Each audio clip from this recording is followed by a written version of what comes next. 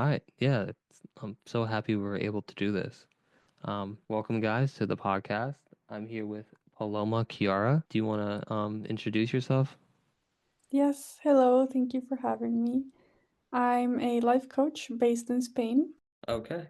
So, as we mentioned before, I like to start every podcast kind of with like an icebreaker question just to kind of, get my guests comfortable and just to kind of learn more personally about them. So, I have an icebreaker slash deep question, I guess, for you, if that's okay. Yes, go ahead. Okay, so I don't know. I feel like maybe as a life coach, you're probably the one who's asking, the questions, but I'm gonna turn the table, I Yeah, guess.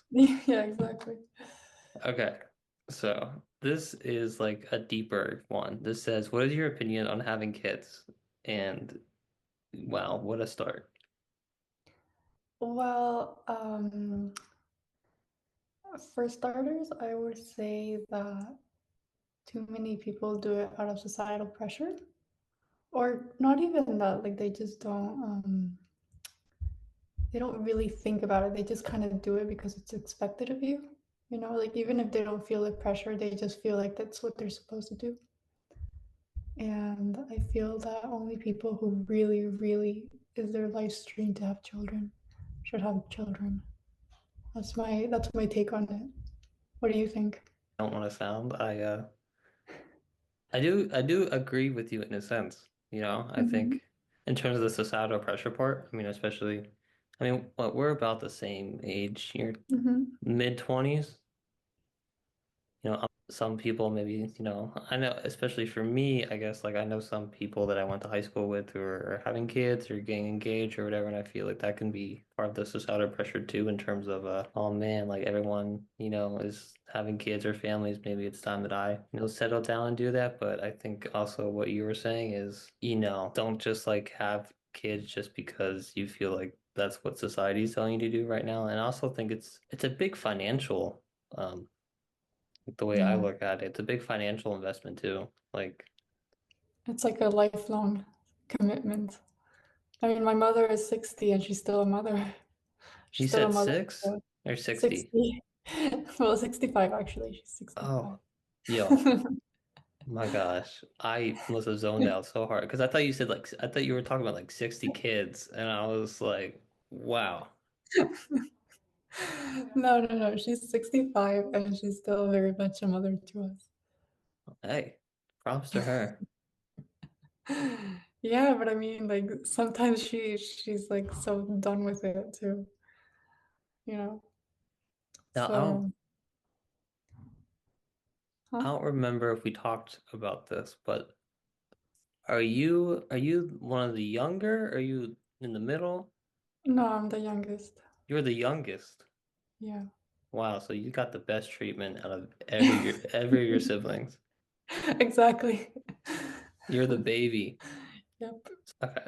Speaking of life coach, let's get to Mhm. the let's get I guess, talking more about that. So, first of all, how long have you been doing this?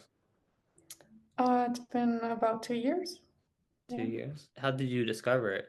Like, I guess that Um, question should be, how did you discover that this is something that you enjoy doing? yeah, I think it's something I always enjoy doing. Just kind of helping people sort through their thoughts because I worked a lot on my own self-development. So I felt like all this work I did on myself translated very well on how I helped other people. I kind of had this idea that I wanted to become a life coach when I was like older and had a bunch of life experience. Then I thought like maybe that's a limiting belief. Maybe I can do it now while I'm young, and people can still like see that I have experience and have a lot to teach even if I'm young. And thankfully, it has been like that. And yeah, so I guess it sort of happened more officially when a friend came to me and he uh, he said that he wanted me to coach him, to like coach him. And that lasted for about a year. And I thought it was going to be like a one-time thing, but once it ended, I thought like I felt very confident in my abilities, and I thought I wanted to continue. What, like when you were helping your friend, was it more So like seeing his current, situation that he asked you about, or his, maybe his life improve based on the advice that you gave him that made you confident in your abilities to do this, or was it more just like the feeling of wanting to help this person? I would say it was that I just asked very good questions, and I could see how I asked him questions that just made him change his perspective for the better. And that's something that people always thought was good about me, like useful. So cool because it's not like, a lot of coaches give very vague advice or like the typical stuff that you hear everywhere, and that doesn't apply to everyone. And when you ask questions, it's more about guiding the person finding their own truth, which is a lot more powerful. Yeah, no, absolutely. Um, could you give some examples of maybe these, you know, thought-provoking questions that you do ask? Yes. Well, I don't have like a question that I ask everyone, but I can give you an example of a specific client I had. And for example, okay, so he came to me because well, the first thing he said is that he couldn't figure out which country he wanted to live in. That's all the context I had before the call. And then when we talked, he started giving me like the pros and cons of each country, and then he like casually mentioned that one of the countries his girlfriend lived in, but he didn't really want to live in that country. He didn't like that country. So first I had to made him realize that he had to either decide living with his girlfriend or living in another country, because he was kind of like trying to compare all countries together, when in reality he just needed to decide first whether he wanted to be with his girlfriend or not. And that was the first step. And then like the good question that I asked him after that is that I asked him to first imagine himself living with his girlfriend, and then imagine himself living in another country that would be like his favorite country. And once he felt he was in that scenario, I asked him how he felt. And then he said how he felt, and that brought him like clarity, like he said that he imagined himself living in another country and missing his girlfriend. And really, that's all we needed to know. That's what that like after that he was decided. And that was like something that he was thinking about for months. But just that simple question made him realize that that's what he really wanted. Yeah, you said something that really made me think because you said about what he felt, right?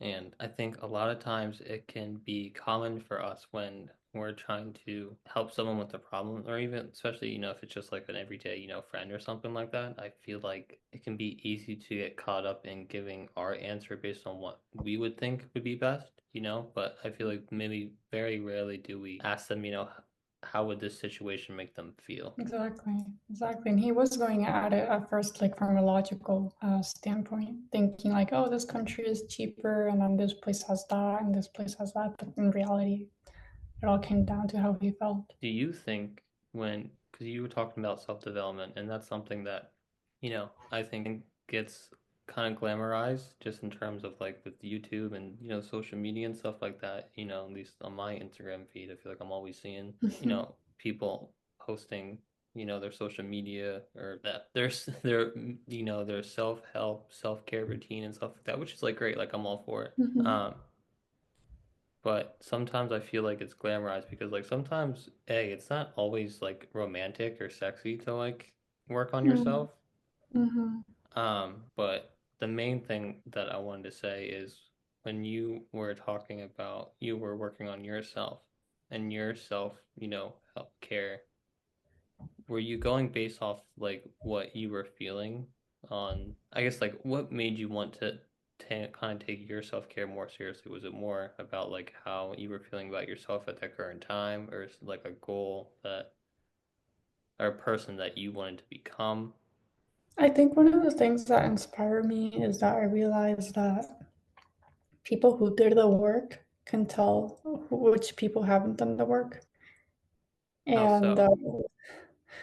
in the sense that once you can understand, like how jealousy portrays and or insecurity and things like that. Once you can understand like the psychology behind it, you can really spot it out of other people. And when I was younger, I felt like I had a few traits that were very obviously insecure, and I thought I mean, if I wanna portray myself better to people, then I'm gonna have to do a lot of inner work that's real, so I can actually become a secure person rather than like trying to fake it. And the people who have done the work, they're gonna be able to tell because at least I know I can tell. Yeah, I definitely agree with that. I feel like it's funny that you say that in terms of like the whole jealousy thing and all that stuff because I feel like when I like before I ever really started just like questioning like started questioning my thoughts if that makes sense. You know, like Mhm, oh, mhm. okay, I'm feeling like judgmental towards this person, but like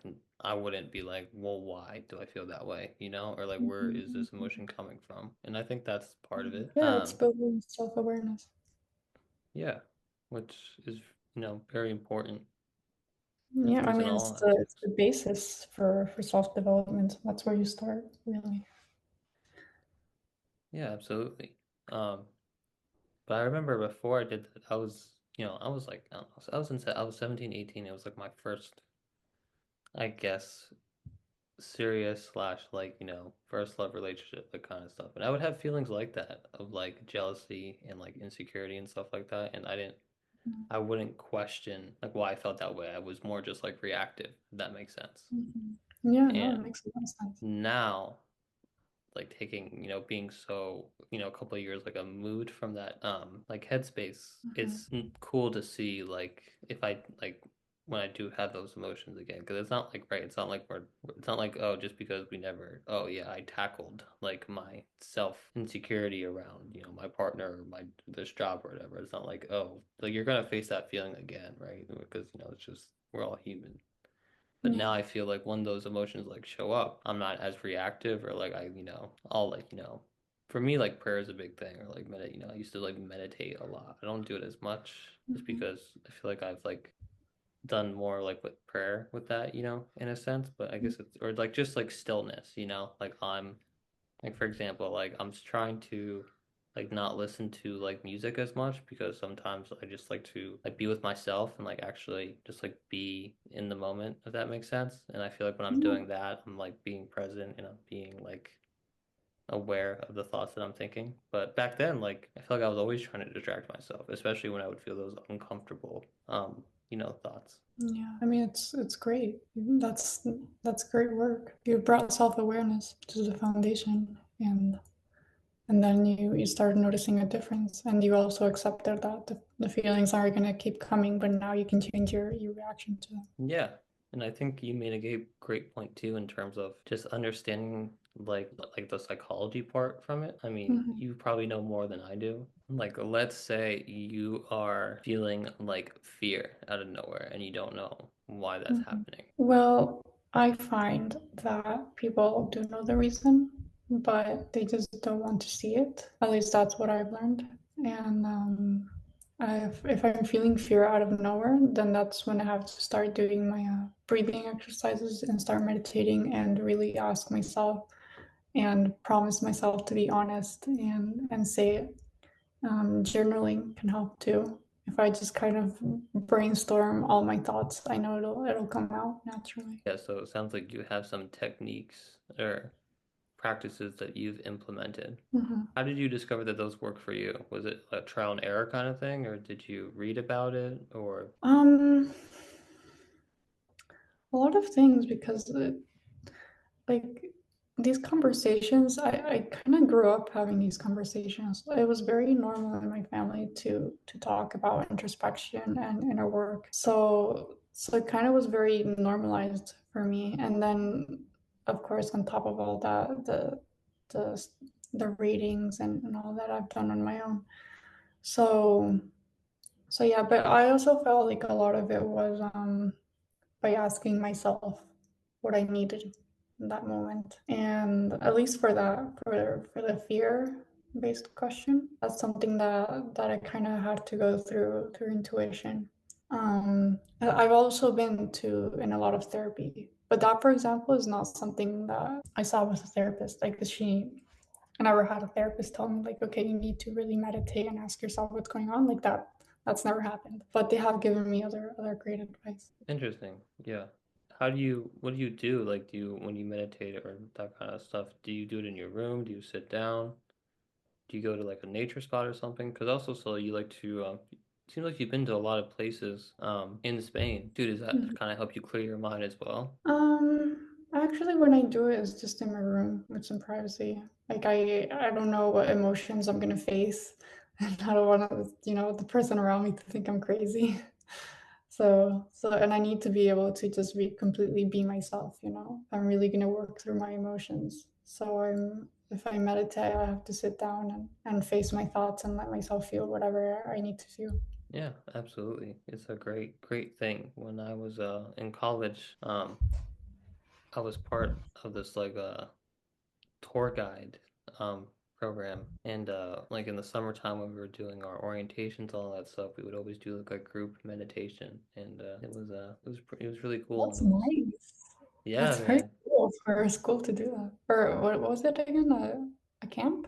It was like it's called like student ambassadors, but gave basically like gave tours to incoming students and families that wanted to see the campus. And during the summertime, like we all stayed up there because we were doing like an orientation, thing where like students were coming in and kind of spending more time and seeing the campus. So like all the people that were in the student ambassadors basically like lived up there for the summertime, and then like we would like have meetings every morning and do like training and play games and stuff like that, but we would do like a group meditation sometimes in the morning to kind of like clear our mind for the day. That's awesome. I also Yeah, have some meditation. Well, I went to yoga classes when I was a kid, and we also have to meditate, even at like 10 years old. But it's fantastic. That's when it's easiest to start. I know that's the one thing I haven't done. I've not done yoga. I'm not a very My friend always makes fun of me because I take forever to stretch for my workout, but I need to feel my body, man. But Yeah. that would be Yeah. interesting. Like a Yeah. little yoga or like a meditation on the beach, that I would be happy. Yeah, no, yeah, yoga is really good for when you have like pain, or at least it has been for me. Interesting. I'll definitely have to check it out. I wanted to talk about I saw on your website that you're developing an app. Can Mhm. you tell me a little bit more about that? Yeah, so basically, the app is about helping women sync their lifestyle to their hormone cycle. And I'll explain a little bit about that. Women have 4 stages in their cycle, and each one has different hormones that influence their energy and mood, and also their appetite and things like that. And so basically, the app is like a planner, but also has their cycle information. It's more of a newer concept and very holistic too. But I've been doing it myself, and I know a lot of other women benefit from it. So and there's no other app that I've seen that works like this one. So Interesting. What made you want to work on developing that? I mean, yeah, that's very cool. That's very commendable. well, it started because I was when I started doing like the syncing my lifestyle to my hormone cycle. I started first by exercising because it was very difficult for me to have like a normal routine that most people suggest. They're like, we have to do like weekly routine or daily routine, and I couldn't keep up with that. And I found out because it was because of this, because I just felt very different depending on what like hormonal stage I was in. So once I learned that, I started doing it like on a monthly cycle. Like my exercise depended on where I was in my cycle, and then I wanted to keep track of that, and I just had nowhere to do it. Like until like to this day, I'm still doing it manually because there's no app that does that. Interesting. That's sorry, just one more thing I wanted to ask about the app. Hmm. Is it like available just on any app store? It's not available yet, but on my website, there's a section where you can join the newsletter, and you'll be notified when it's available. Okay. Yeah. I'm sure people will Um, definitely be looking into that, and you know, sounds like a promising advancement for people to use. Yeah, I'm making a web app first and then a mobile app. Do you know what a web app is? I do not. So basically, it's like an app, but the difference is that you can't download it. You have to look for it, and it's like a website basically, but it functions like an app. So first, I'm making a web app and see how people like it, and then once it's good enough, then I'll make a mobile app. Speaking of your website, in your About Me section, you write that drawing from my technical background, I've learned to be resourceful in finding practical solutions, often discovering unique ways to use tools, apps, and AI to address specific situations. You then also go on to say that this hands on experience with problem solving has taught me sometimes that the most effective solutions come from unexpected places. So, my question for you, based on this statement, how would you say you discover this to be true in your own life when it comes to finding that the most effective solutions come from those unexpected places? And was there a certain memory or situation you have with dealing with this? Yeah. So um, basically, I this is something I found for myself because I've been through a lot of therapy and coaches as well, and I never had one that recommended any sort of like app or AI. I had to do this for myself, and one of the biggest like life-changing moments I had was when I discovered integrating my mood tracking with AI. So basically, I have an app where I track my mood every single day, and I also like take a little note of what happened that day or whether I was anxious or not. Because my first intention with the mood tracking was to figure out what was making me anxious the most, so I could tackle that problem. But what was interesting is that I could also export that information as well as other information from my health. So, for example, my the exercise I make, or also my heartbeat, like things from my Apple Watch, like that information that I could upload to an AI, and it could say things. It could like find correlations for me, or it could tell me what was making me anxious because like the inputs I make into the app is daily. So after a while, I can have like a lot.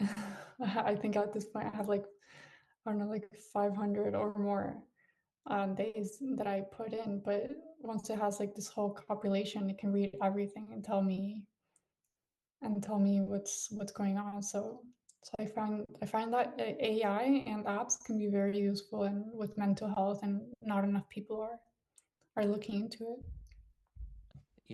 AI resources and devices is that I think companies are more concerned about just getting it out there as soon as possible to compete with the other, companies that are doing it rather than wanting to take their time to make sure that it's the best possible product. Hmm. Um, but like you were, like how you were saying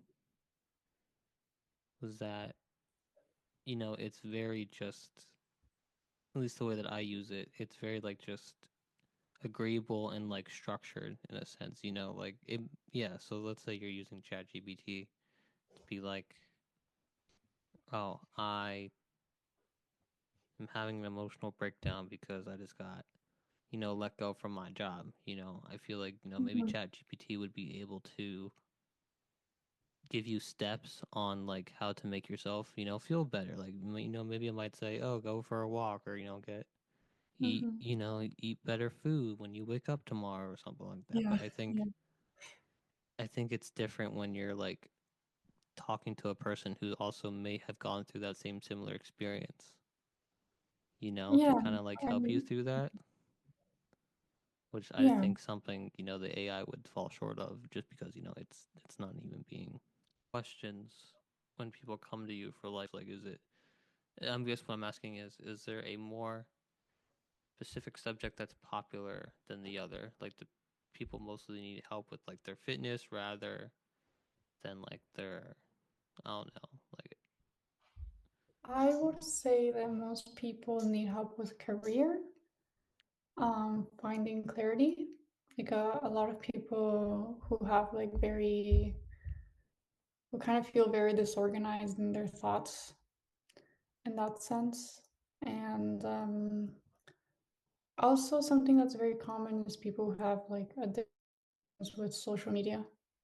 That's very common. And with career, it's like career changes or finding which career is for you, or wondering whether you should leave your job or not, things like that.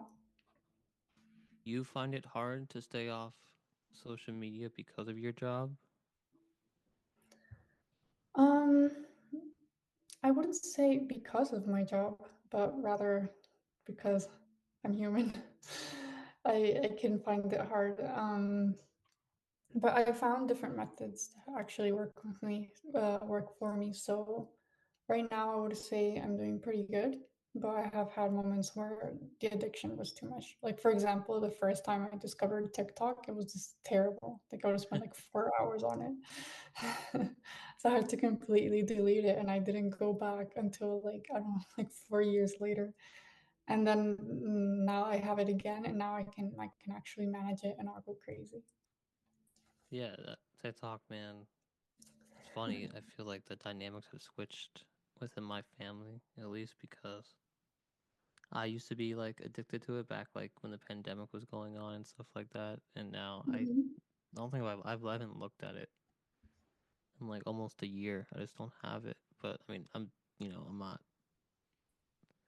you know, free of guilt or anything. Like I still go on Instagram Reels and all that stuff and waste my time with that. But now I'm like my dad and my mom send me TikToks Oh and yeah. I can't even open them because I'm like I don't have the app. Like, my dad literally opened TikTok yesterday to show me the video that he sent me earlier that day. And he was like, "You can't see this?" I was like, "Yeah, I just don't have it." So, Yeah, no, um but it used to not be like that. You could still watch the TikToks even if you didn't have it. That was like a new change they did. speaking of like I guess time in a sense and all that stuff, where do you see yourself doing with being a life coach in this business in like the next 6 months to a year? Like what do you hope to achieve with it?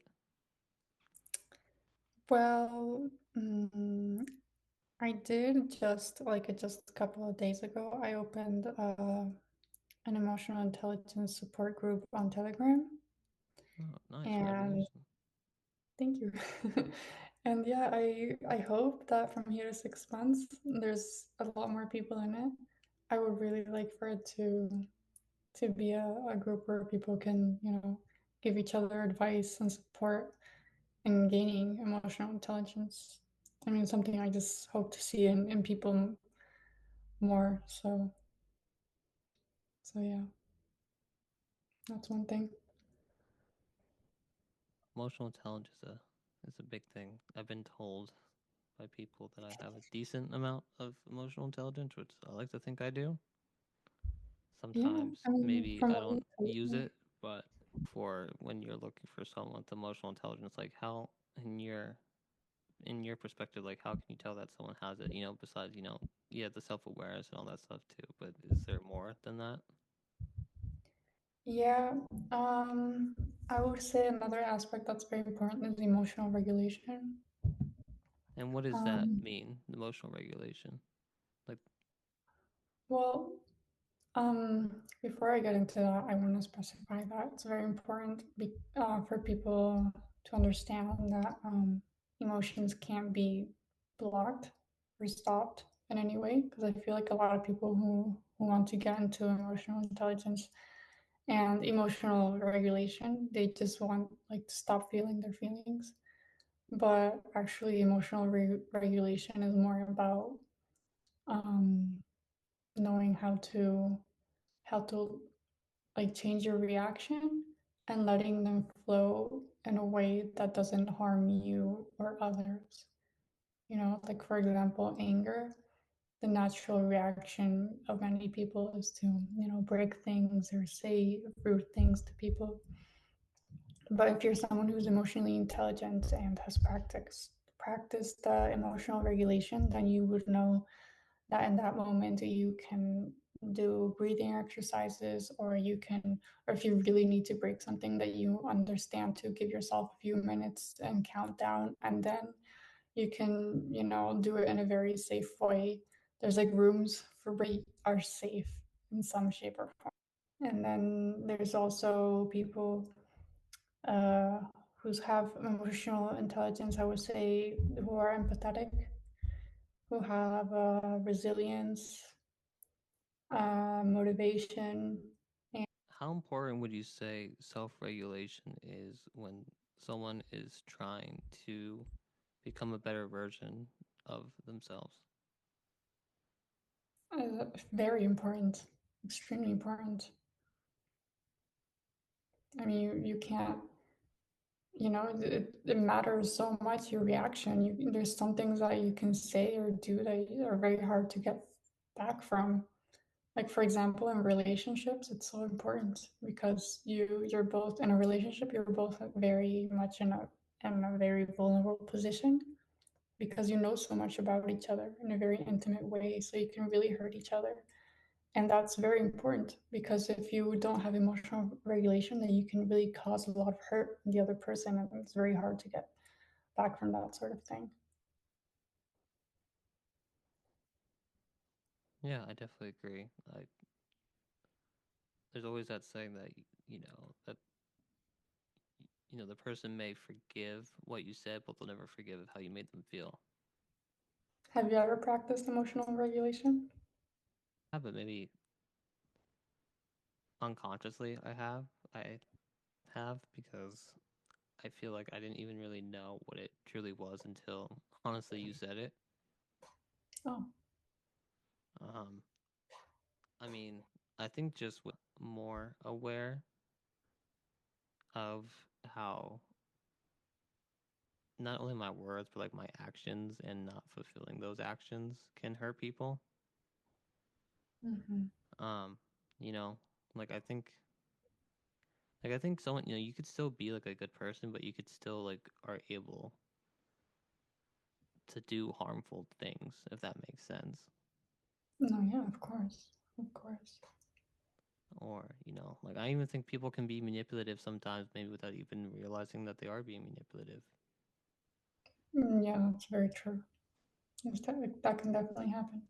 I mean, people always feel that they're good people, I mean, not necessarily good people, but that they have a good reason for doing things. Like, even like the most serial killers, they'll never say like, "Oh, I'm a bad person because I did this." No, they're gonna have like the perfect excuse to continue. So that the same applies to narcissists and manipulation and so on.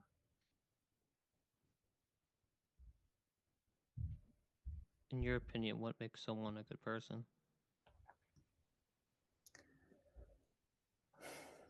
I would say someone who works on themselves, and but at the same time they listen. They have to be very good listeners.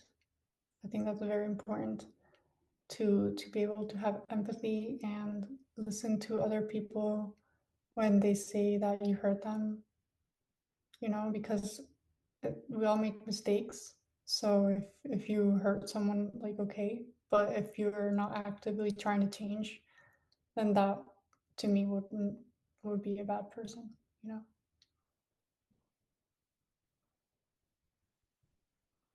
Yeah, I think there's some truth to that. I think I think people are always evolving every day, and I think, just like how I think, some people say that, you're either born with confidence or you're not, but I think confidence can be learned. I think the same thing can be with people who, like can have those qualities of a good person, like you were saying, like not, yeah, listening can be practiced, right? And all that stuff, but, Mhm. malice or not. Um, Yeah.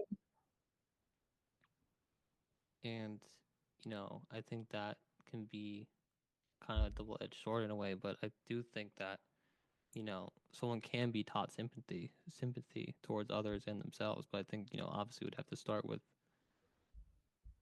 I think a No, good no. person can be good one day, but then they can be inherently bad.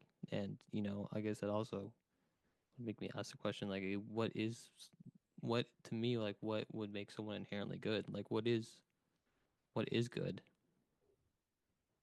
Yeah. I don't think I was as empathetic as I am now. So do you think you've kind of shied away from that? Shied away from what exactly? From being as empathetic as you were when you were a teenager? No, I mean I am more empathetic now. Oh, okay. Yeah. Like the other way around. Like as a teenager, I don't think I was very empathetic. And it was something I had to learn and mature into to consider other people.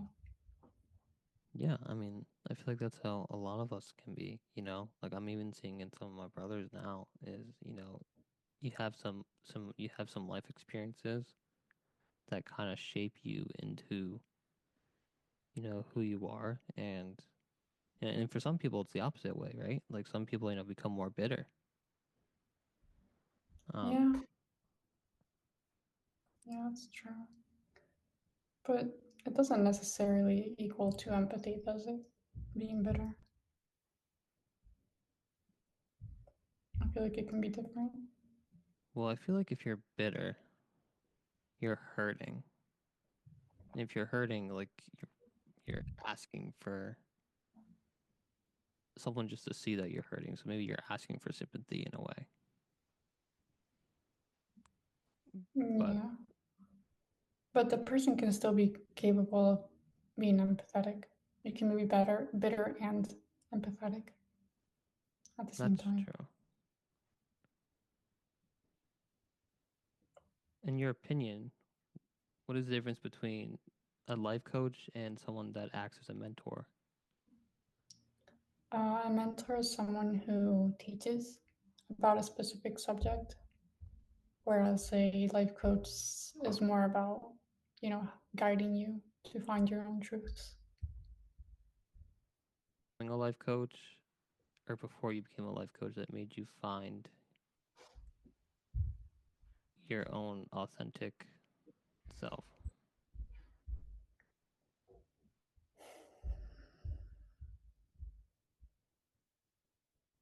Can you define authentic self?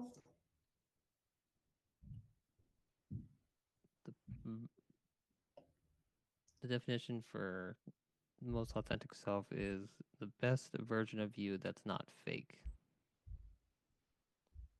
to impress others. Mm, Comfortable in your own skin. I see. Um, I don't think I was ever fake, and like as a whole personality, you know. I think I was always quite genuine. I could be shy, so I could like hide parts of myself, but I never tried to be someone I wasn't. Okay, I got two more. Hmm. I guess technically three. Okay. So I know obviously we're having this meeting over Zoom, Mm. but kind of talking about availability, like how does that process work? And you do when someone does, book an appointment with you through for, life coaching, is it in person? Is it over, Zoom or Google Meet, or is it both? Like how does the whole process work? If you could break that down. Um, it really depends. I've done coaching even through text. Most of the time it's through video call, but I'm also open to doing it in person. But I think a video call is good enough. And as for availability, I have a wide availability. Like I can work on weekends as well. I would say one thing though that if a person is doing it through text mostly out of social phobia, I would hope that eventually you can come out of that. Like a part of the help is that they can face video calls and choose text when they really just prefer it and not because they can't. So it's not like limiting to their life. Have you ever worked with someone that's worked through that and gone past that phobia? Yes, little by little. Just doing, we do like a fear hierarchy. So they tell me like the things, the type of social phobia events that scare them least to the ones that scare them most. And we start from there. And then, if phone calls is, a medium fear, then like something that's easier can be like asking for directions, something like that. And they can do that a couple times and then they can move on to the next. And yeah, like if that works, as long as the person stays motivated, it can work. Okay. And so, where could someone who is interested in booking a coaching session with you or to learn more about, what kinds of coaching you offer, where could someone find you?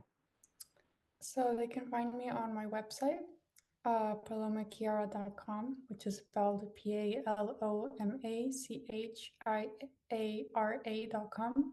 And yeah, if they're interested, they can just email me from there. Awesome. Well, there you go.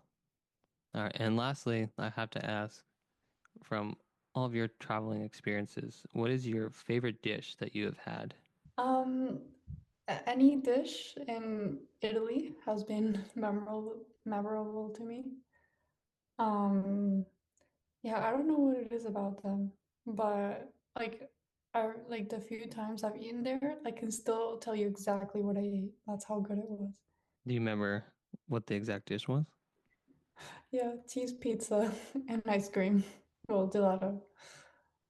Wow, I was expecting like you're gonna say a fancy like Alfredo kind of thing, but you know what? Pizza and gelato is respectable. I I mean, that's what they're known for. Yeah, it's pretty amazing. I feel like I have pizza like at least 3 times every 5 minutes. So Every 5 minutes. yeah, it's a lot of pizza. I Oh wow, that's crazy. it's been a long Didn't even episode. notice. Yeah, I know. That's just the multitasker, I guess. All right. Well, I think that's gonna wrap it up. Thank you so much for coming on, and I'm super excited and eager to see where your life coaching career takes you. And I think anyone would be lucky to have you as their life coach. So thank you. Thank you for having me. I had a lot of fun. Thank you. All right. See you. See you later. See you. Bye.